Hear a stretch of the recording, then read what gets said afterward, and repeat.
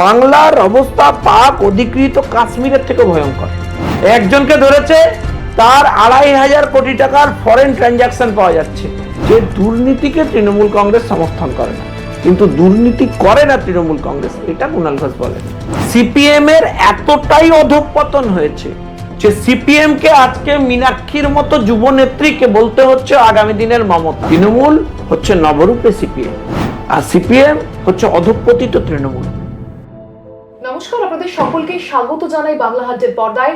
আমাদের সঙ্গে এই মুহূর্তে রয়েছেন শঙ্কুদেব পান্ডা। শুরুতেই তাকে বাংলা হাটের তরফ থেকে নমস্কার। নমস্কার। নমস্কার শঙ্কুদা, আমরা দেখলাম যে গতকালের ঘটনা সন্দেশখালী এবং তার রাতারাতি বনগাঁর ঘটনা, এবং তার সত্যি অবাকজনক পরিস্থিতি দেখছি আমরা। কেন্দ্রীয় বাহিনীর উপস্থিতিতে কেন্দ্রীয় তদন্তকারী সংস্থা তাদের উপর চড়াও হচ্ছে, যাদের বিরুদ্ধে তদন্ত চলছে।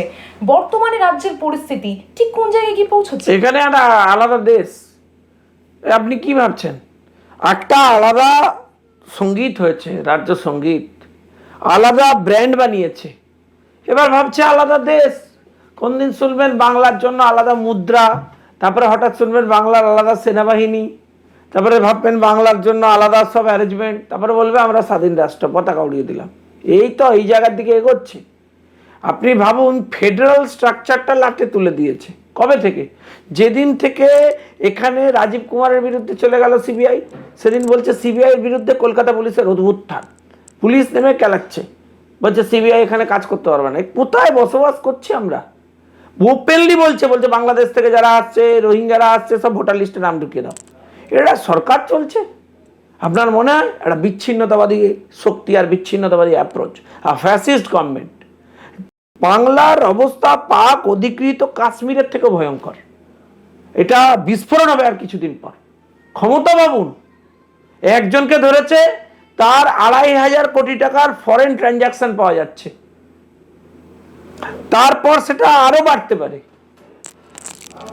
আরেকজন, সে ধরা পড়লে যে কি বেরোতো, সেই জন্য আগে ভাগে ঝামেলা ঝঞ্ঝাটি করে কেটে পড়েছে, তাকে লুক আউট নোটিস ইস্যু করতে হচ্ছে। এত বিপ্লবী বীর, এত তার বিপ্লব, সে কোথায় লুকিয়েছে? কেন? কোথায়, কোন গর্তে লুকিয়েছে ইঁদুর? আমি জানতে চাই। আসুন, ফেস করুন। এই তো হাল। এবং অদ্ভুতভাবে দেখা যাচ্ছে এই সমস্ত ঘটনার পর পুলিশ প্রশাসন তারা নীরব রয়েছেন। এবং আজ সকালে কুণাল ঘোষ অর্থাৎ তৃণমূলের মুখপাত্র, তিনি বলছেন যে তৃণমূল কোনো রকম দুর্নীতিকে সমর্থন করে না। তাৎপর্যপূর্ণ মন্তব্য নয়? না, একদম তাৎপর্যপূর্ণ মন্তব্য। আমি কুণালকে খুব ভালোবাসি। এত একটা সূক্ষ্মভাবে কথা বলে, আপনারা বুঝতে পারেন না। কুণালদার ইন্টেলেক্ট লেভেলে পৌঁছতে হবে। কুণালদার যে বুদ্ধিমত্তা, সেই বুদ্ধিমত্তায় না পৌঁছলে আপনি বুঝতে পারবেন না। অবোধের মতো কথা বলবেন না। কুণালদা কি বলেছেন, একটা মহানুভব ব্যাপার। তিনি বলেছেন, কি বলেছেন আরেকবার বলুন। তৃণমূল কোনো দুর্নীতি সমর্থন করে না। রাইট, সমর্থন করে না আর করে না, দুটোর মধ্যে যে সূক্ষ্ম লাইন আছে সেটা আপনাকে বুঝতে হবে। কুণাল ঘোষ এটা বলেননি যে তৃণমূল কংগ্রেস দুর্নীতি করে না। বলেছেন? বলেছেন কি বলেননি? বলেছেন? বলেননি। তার মানে তৃণমূল কংগ্রেস দুর্নীতি করে, এটা নিয়ে ওনার কোনো অভিমত নেই। শুধু তৃণমূল কংগ্রেস দুর্নীতিকে সমর্থন করে না। সমর্থন করতে না বলেছে তো, বলছে সমর্থন কেন করবেন, নিজেই করুন। তো তৃণমূল গুছিয়ে দুর্নীতি করে, এটা কুণালদা বলেননি যে ওটা করে না। ফলে ওর যে সূক্ষ্ম একটা ব্যাপার, ওনার যে একটা ইন্টেলেক্টের লেভেল, ওই লেভেলে না পৌঁছলে আপনি তৃণমূলও বুঝবেন না, আর কুণাল ঘোষ তো ছেড়ে দিন। ওকে বুঝতে হলে ভগবান বুঝতে পারেন না, আমি তো কোন ছাড়। মমতা ব্যানার্জি কুণাল ঘোষকে বুঝতে পারেন? আমি তো মাঝে মধ্যে অবাক হয়ে যাই। মমতা বন্দ্যোপাধ্যায় যদি বুঝতে পারেন, তাহলে মমতা বন্দ্যোপাধ্যায়ের কাছে প্রশ্ন, আপনার সম্পর্কে কুণাল ঘোষ এক সময় কি বলেছিলেন? তখন আপনি বুঝতে পেরেছিলেন না, এখন বুঝতে পারছেন। সো ফলে কুণালদাকে বোঝা আমাদের মতো অজ্ঞ মূর্খ সাধারণ অর্বাচীনের পক্ষে পসিবল নয়। তাই তার সূক্ষ্ম লাইনটা বুঝতে হবে। তিনি যে বাণী দিয়েছেন, সেই বাণী থেকে বুঝে নিতে হবে যে দুর্নীতিকে তৃণমূল কংগ্রেস সমর্থন করে না, কিন্তু দুর্নীতি করে না তৃণমূল কংগ্রেস, এটা কুণাল ঘোষ বলেন। তবে এই সমস্ত তো রাজনৈতিক বিষয়। যে প্রশ্নটা থেকেই যাচ্ছে যে কেন্দ্রীয় বাহিনী থাকাকালীন কেন্দ্রীয় তদন্তকারী সংস্থার উপর এভাবে আক্রমণ হলো, তাহলে রাজ্যের যে সাধারণ মানুষ, প্রান্তিক স্তরের মানুষ, তাদের নিরাপত্তার উপর তাকে তো উস্কেছিলেন, বলেছিলেন হাতা খুন্তি কলসি এসব নিয়ে মারামারি করবেন, চলে যান। তারপরে একটা গুলি চলতো, তারপরে দুটো ডেড বডি পড়তো, তারপরে লাশ নিয়ে শকুনের রাজনীতি করতে তৃণমূল নেমে পড়তো। This is the thing, this is the reality that is going to B happen. এটা হতে যাচ্ছিল। কিন্তু বুদ্ধিমত্তার সাথে সেন্ট্রাল এজেন্সি নিজেদেরকে নিয়ন্ত্রণ করেছে, সেফলি আইডি অফিসারদের বের করে নিয়ে এসছে, তারা আক্রান্ত হয়েছে, এফেক্টেড হয়েছে, ফলে এই ঘটনা ঘটেছে। আচ্ছা, যারা দুর্নীতি সমর্থন করেন না তারা শাহজাহানকে কেন এখনো পর্যন্ত শোকজ করেননি? যুব নেতৃত্ব তো, তারা শাহজাহানের বিরুদ্ধে কেন এখনো অ্যাকশন নেননি? আর কে এইসব কথা বলছেন, তার এগেনস্টে দল অ্যাকশন কেন নেয়নি? তিনি তো রাজীব কুমার সম্পর্কে কি বলেছিলেন?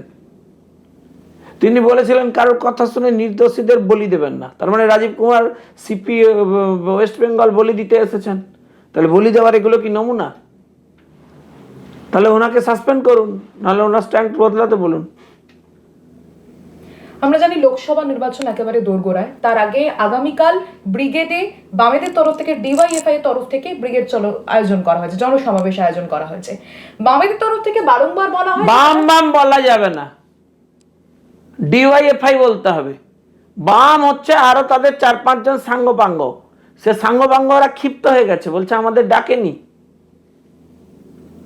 আপনি ভাবুন, আমি খুব আজকে একটা কমিউনিকেশন আপনার চ্যানেলে না দিয়ে পাচ্ছি না, সিপিএম এর এতটাই অধঃপতন হয়েছে, এতটাই, যে সিপিএম কে আজকে মীনাক্ষীর মতো যুব নেত্রীকে বলতে হচ্ছে আগামী দিনের মমতা। হ্যাঁ, প্রশ্নটা সেখানে। আরে এক সেকেন্ড, সিপিএম এর নিজস্বতা নেই, বামপন্থী দলের আদর্শ লাটে উঠেছে। উনি যদি বলতেন যে হ্যাঁ ইনি কার্ল মার্কসের মতো, ইনি লেনিনের মতো, ইনি স্টালিনের মতো, ঠিক ছিল। সিপিএম এর ভেতরে অন্দরমহলে কান পাতুন, ওরা বলছে যে সিপিএম এর মমতা হচ্ছে মীনাক্ষী। What it means? এই তো সিপিএম এর অবস্থা। এরা আবার বৈপ্লবিক কথাবার্তা বলে, নাটক। তৃণমূল হচ্ছে নবরূপে সিপিএম, আর সিপিএম হচ্ছে অধঃপতিত তৃণমূল। এই হচ্ছে পার্থক্য। আমরা যে তিমিরে ছিলাম সেই তিমিরেই আছি। এক্ষেত্রে আমার একটা প্রশ্ন আছে, ডিওয়াইএফআই তরফ থেকে হোক বা বামপন্থী যে সংগঠনগুলি রয়েছে, তারা বারংবার বলেন যে তারা ব্যক্তি প্রচারে বিশ্বাস করেন না, তারা দলের স্বার্থকে আগে রাখেন। তবে কালক্রমে এই যে জনসমাবেশ হচ্ছে ব্রিগেডে, তার আগে দেখা যাচ্ছে বিভিন্ন প্রান্তে রাজ্যের মীনাক্ষী মুখোপাধ্যায়ের ছবি দিয়ে প্রচার করা হচ্ছে। আরে ভাই, শূন্যের কিবা দিন কিবা রাত্রি, শূন্যের আবার কি প্রচার? এটা মহাশূন্যে রয়েছে সিপিএম। টেলিভিশন চ্যানেল ছাড়ার কোথাও আছে মার্কেটে? কোন জায়গায় দেখা যায় সিপিএম কে ব্রিগেড করছি ব্রিগেড করছি? আরে ভাই, আমরা শুধুমাত্র গীতা পাঠ করতে ডেকেছিলাম, গীতা পাঠ। না খাবার দিতে পেরেছি, না বসার জায়গা দিতে পেরেছি, না প্যান্ডেল দিতে পেরেছি, না সাপোর্ট দিতে পেরেছি, না রাজনৈতিক দলের স্বীকৃতি আছে। সাধু বাবারা সবাই মিলে বললেন চলুন একদিন সকালে গীতা পাঠ করি। ব্রিগেডের 3 গুণ লোক হয়ে গেছে। অর্গানাইজড পলিটিক্যাল পার্টির লোক আনতে পারে না, 34 বছর ক্ষমতায় ছিল, 300 কোটি টাকা করেছে, কি এমন বৈপ্লবিক ব্যাপার করবে? আর তার কাছ থেকে বাংলার পাওয়ার কি আছে? 34 বছর রাজ্যটাকে শুষে নিয়ে চলে গেছে। এই যে মালটা, শাহজাহান না কে, বৈপ্লবিক বীর, পালিয়ে গেছে বাংলাদেশ, পাকিস্তান, কোথাও লুকআউট নোটিস ইস্যু করতে হয়েছে। এই মালটা তো অ্যাকচুয়ালি সিপিএম এর। কিসের প্রোডাক্ট? সব পুরনো সিপিএম রাকিবুর। কিসের মাল? সিপিএম। সব সিপিএম এর নবতম সংস্করণ তৃণমূলে এসে এই যে অয়নশীল, কিসের মাল? সিপিএম। এদের উপর ভিত্তি করে তৃণমূল হয়েছে। হ্যাঁ, শওকত মোল্লা কিসের মাল? সিপিএম। জাহাঙ্গীর কিসের মাল? সিপিএম এর। তৃণমূল কংগ্রেস বৈপ্লবিক পরিবর্তন এনেছে বাংলায়। পরিবর্তনের নমুনা হচ্ছে নবরূপে সিপিএম।